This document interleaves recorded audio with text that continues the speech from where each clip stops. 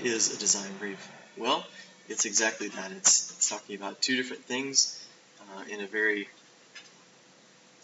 informative way. So you have design, it's talking about the design process in a brief fashion. So brief meaning like a summary. So we've got 5 different sections to our design brief. We've got the first section, which lists very simply the client, the person that you are working to develop the solution for. You have the consumer, the people that are using your design. You also have the designers, the people creating the design. So this all comes in the first little section here, very quick information to provide. The next section we have a problem statement, and then following we have a design statement. Now these are two that can be easily confused, but in a problem statement you're doing just that. You are in a clear and concise way. You are describing the problem at hand.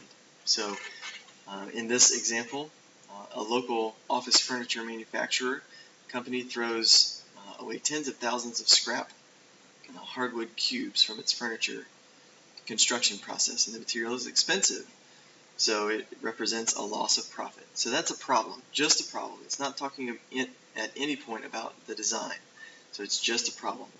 After that, we have the statement talking about the design and referring to parts of the design process. So this is a step that describes the anticipated design to address the problem.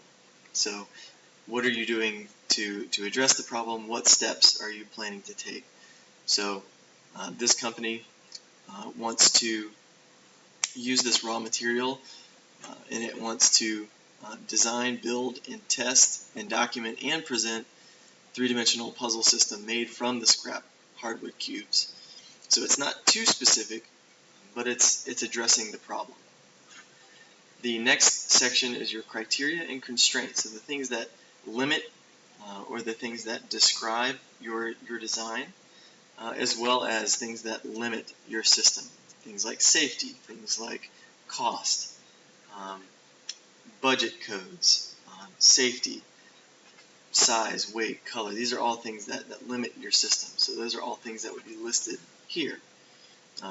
And then the last section is deliverables. What are you going to end up delivering to your client? So what can they expect to receive from you? Now, design brief is often used as kind of an agreement between a client and a designer to kind of lay things out and set expectations for both the client and the designer. So this is just a quick tutorial on what a design brief is.